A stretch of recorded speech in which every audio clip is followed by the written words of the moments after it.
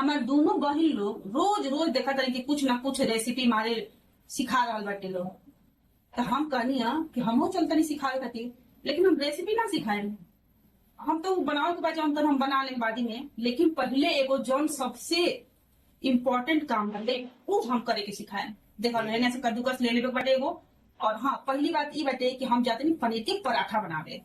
और पहले का करे बतहलो के एगो बढ़ाने इतना बढ़ाने एगो पनीर के टुकड़ा ले लेवे के बाटे।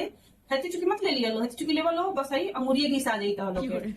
तो ये से बढ़ाने लेवे के बाटे तनी ओकरा के लेके हेंगा से कद्दूकस में जौन सबसे जौन महीन वाला बाटे लौकता ना, जल से कद्दूकस कैले बनी ना ना एगो से महीन एगो दूसर बा हाई वाला, ई तो बेकार बा। ऐसे तो पता नहीं का होला हाई का एक ये से का हमरा बुझेबे ना कइले कि एकर काम कौन ची बाटे। कभी नारियल उरियल खातिर शायद एकर कइल गेला का एकरा समझ में आवत है बताई। काहे कि एकर आज ले हम यूज कइले ही नहीं थी। अदरक उदरक खातिर सुहा शायद उसे अदरक अथी करबे नहीं करनी, हम कुटनिया वाला में कूट देनी है, कूट कोई में से अदरक डाल देनी। हाँ तो हम कहा रहनी हाई पनीर के टुकड़ा लेवे के बाद हेता हिंगा से रखे के बाटे। हिंगा एकदम आहिस्ता आहिस्ता आहिस्ता एकदम मुलायम मुलायम हाथ चलाओ के बाटे। एकदम देखा लो कि जिंगा से हम चलाओ तो नहीं हिंगा से एकदम हाथ चलाओ के बाटे तो लोग के। अब ई ना कि जल्दी जल्दी में मार जल्दी जल्दी नाश्ता ससुरा के लोग मांगता तो ई ना है कि हड़बड़ी में हिंगा कर दे बोलो तो कि बस अंगुरिया बा ना इहो कट जाई। ओके बस बनाते रह बोलो पनीर के पराठा। ये से जी से हम बताओ तो ठीक वही ना से कर लो। जेगा तो स्नेहा के रेसिपी देखा तो अलका दीदी के रेसिपी देखा तो वही से हमरो रेसिपी तो के देखे के पड़ी तो देखा लो।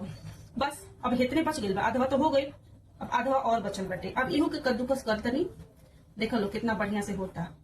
कहे जब गाजर जब कर जला ना गजरवा घिसला में ना नानी याद आ जाली।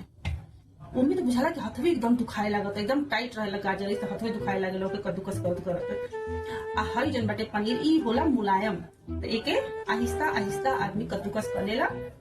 देखा लो यही लोग करे के बटे। अब भाग मत जइया लो जगह से वो लोग वीडियो देखा था हमरो वीडियो चुपचाप से देखा लो, भाग मत जइया लो तो लोग।